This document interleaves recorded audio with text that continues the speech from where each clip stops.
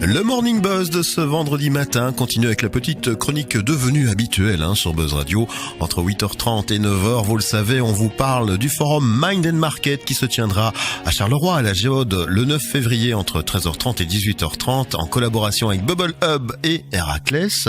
On reçoit donc de jeunes entrepreneurs qui ont un nouveau service ou un produit innovant à proposer. C'est au tour de Grégory Lenoir de venir nous parler de son projet. Bonjour Grégory. Bonjour Ben. Ça va bien? Super. Bienvenue derrière le micro de Buzz Radio. Grégory vient nous parler d'un service proposé aux personnes plus âgées et qui désireraient ou qui essaieraient de rester chez elles le plus longtemps possible. Mais voilà, on a développé un produit qui permet à nos aînés de vivre mieux et plus longtemps chez eux. Et donc ce produit consiste à la détection d'activités dans la maison et surtout en relayant ces informations vers le réseau des dents proches afin de le rassurer que tout se passe bien chez leurs proches qui vivent à domicile. Voilà, donc en gros, c'est une surveillance d'activités bien particulière qui est faite dans la maison. C'est ça, oui. Donc en fait, on place dans la maison du senior qui souhaite rester chez lui un petit appareil qui détecte différents types d'activités dans la maison. Alors ce sont essentiellement des activités liées au déplacement dans la maison avec par exemple des capteurs de mouvement ou bien des capteurs d'ouverture de porte qui permettent de détecter qu'on passe d'une pièce à l'autre. Et il y a un capteur par exemple sur le frigo qui permet aussi, si on souhaite, de détecter que la personne effectivement s'alimente correctement.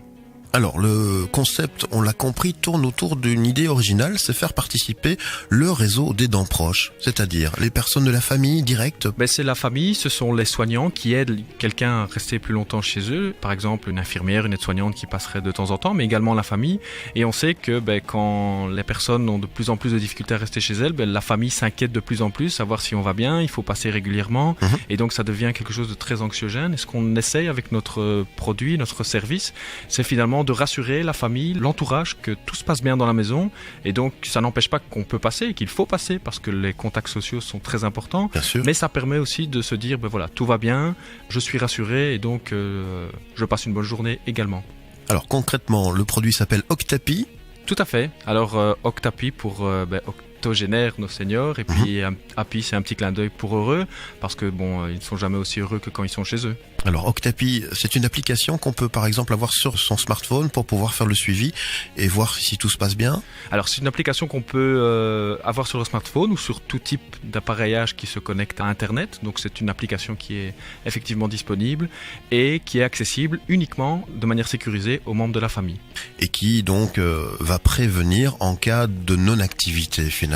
Alors ça c'est l'autre aspect d'Octapi. Donc Octapi rassure la famille quand il y a une activité, c'est-à-dire en consultant je peux m'assurer que tout va bien, mais Octapi détecte également des signes d'inactivité dans la maison ou bien détecte un danger potentiel, par exemple si la personne s'est rendue à la cave, que le détecteur de la cave s'est mis en route et qu'au bout d'une demi-heure, temps qui est défini avec la famille, elle n'est plus réapparue devant un autre capteur qui est par exemple le capteur du hall d'entrée, il y a une alerte qui est générée en se disant voilà, il y a probablement un risque de chute ou en tout cas elle est peut-être en problème au niveau de la cave.